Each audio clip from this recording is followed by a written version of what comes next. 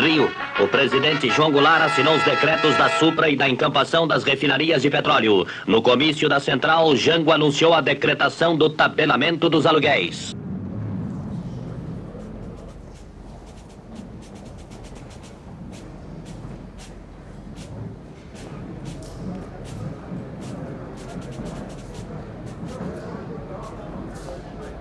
Porto Alegre, João Goulart fugiu para o Uruguai, seguido de Leonel Brizola e outros elementos do governo deposto. Assim sendo, declaro vaga a presidência da República.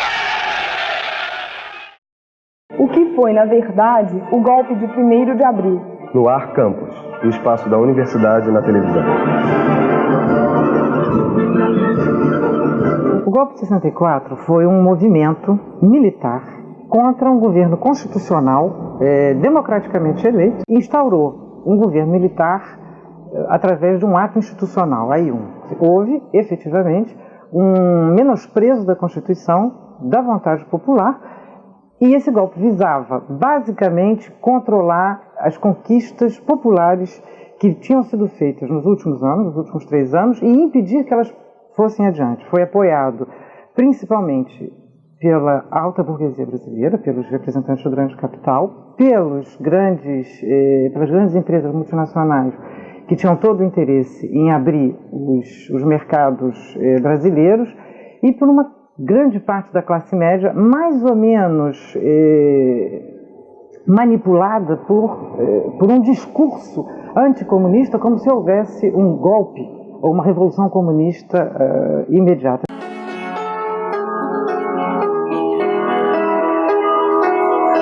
No dia do golpe, por exemplo, nós viemos para cá, para a faculdade, daqui saímos para a faculdade de filosofia, de lá fomos para a faculdade de direito, no Campo Santana, e lá ficamos montando um pouco o que nós chamamos de resistência ao golpe. E aqui na universidade houve uma caça às bruxas nessa época. Houve uma série de prisões nas primeiras semanas de golpe militar, né? E nós fizemos uma luta de resistência. Não era difícil perceber, para quem tinha alguma experiência, alguma vivência política, que aquilo ali na UERJ, ali na FCM, tinha uma efervescência. Difícil era ficar dentro da sala de aula naquela época, né? A gente fazia mesmo da universidade uma trincheira de luta contra a ditadura.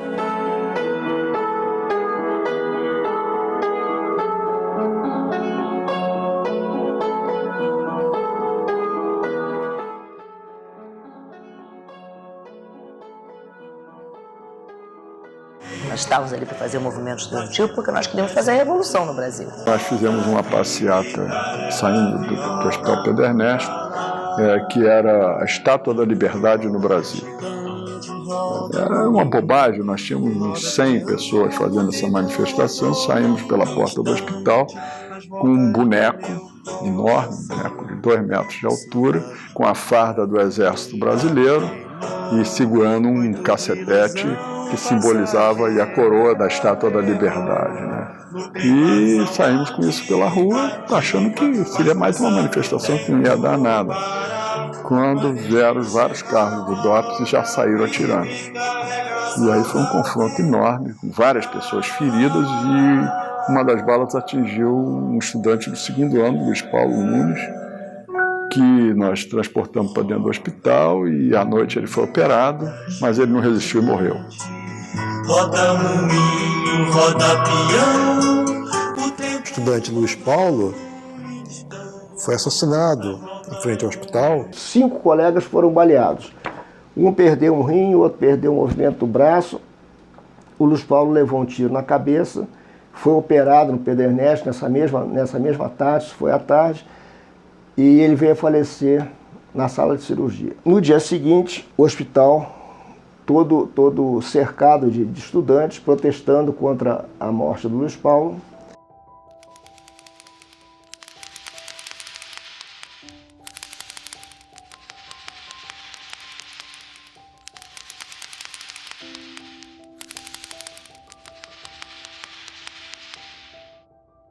O que aconteceu a seguir?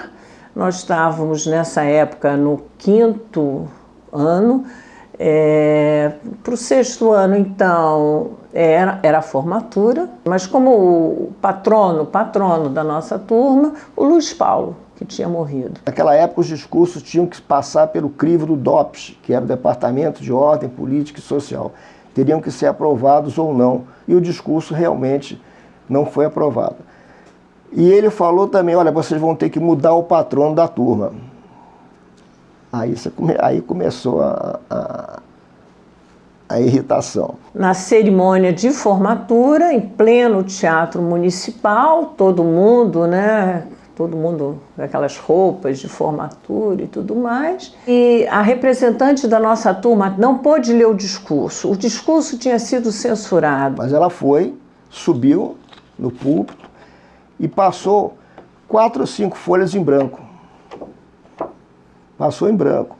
E naquele silêncio do municipal você conseguiu escutar o barulho das folhas sendo passadas em branco. Acabou de passar, agradeceu, muito obrigado e sentou. E se lê o nome de todos que se formando, né? A turma era 120, agora imagina, ler todo o nome de todo mundo, e não leram o nome do Luiz Paulo. Todos ao mesmo tempo, sem que não houvesse nenhum comando de ninguém, todos nós, 125, se não me engano, nos levantamos e batemos com o pé no estrado lá no municipal. Luiz Paulo é o patrono, Luiz Paulo é o patrono, Luiz Paulo é o patrono.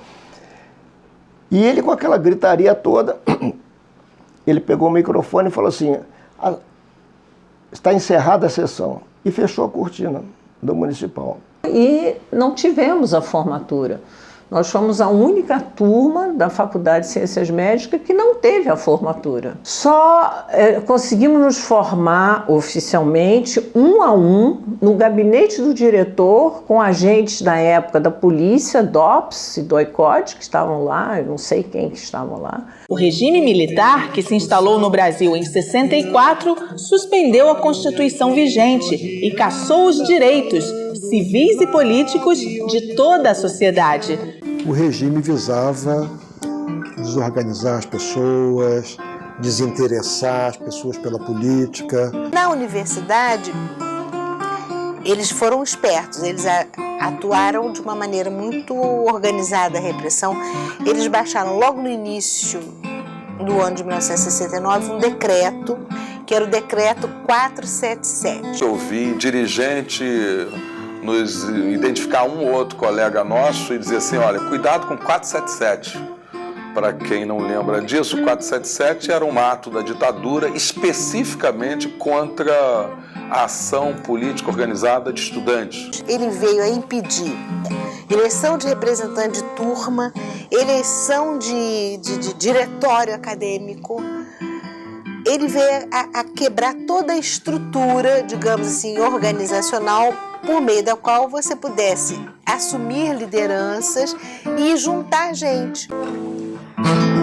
Havia B10 de alto a baixo e pessoas identificadas com o regime que cuidavam de manter a ordem nesses prédios, nesse gigante de concreto. Em 74, o governo do general Ernesto Geisel começou a dar os primeiros sinais de redemocratização do país. A gente considerou que já era hora de ultrapassar os muros da Faculdade de Ciências Médicas e procurar a reativação do movimento estudantil no resto da UERJ. E organizamos então um grande show para inaugurar a concha acústica. Nós tivemos que responder depois pelas contas do show, porque o show bombou.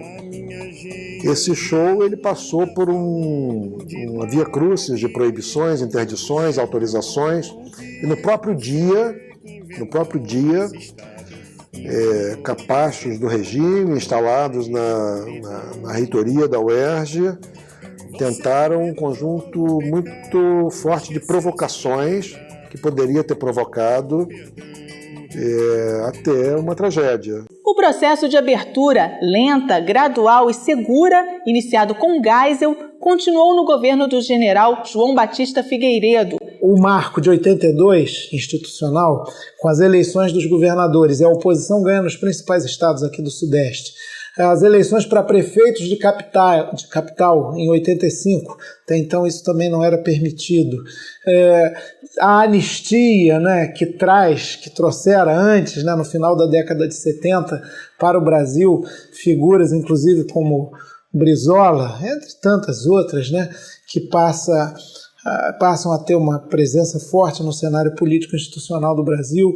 Tudo isso foi fato concreto que ia minando o regime. Com a crise econômica, a inflação fora de controle e o desgaste do regime militar, os partidos da oposição, sindicatos e organizações civis se uniram para organizar uma campanha que contagiou o país inteiro, o movimento pelas diretas já. O movimento das diretas chegou num momento em que já se amadurecia a ditadura estava cansada, ela estava gasta, ela não tinha mais truque, mais milagre para fazer, para enganar, entendeu? Estava gasta. Em abril de 84, no Rio de Janeiro, foi realizado um dos maiores comícios da história do país.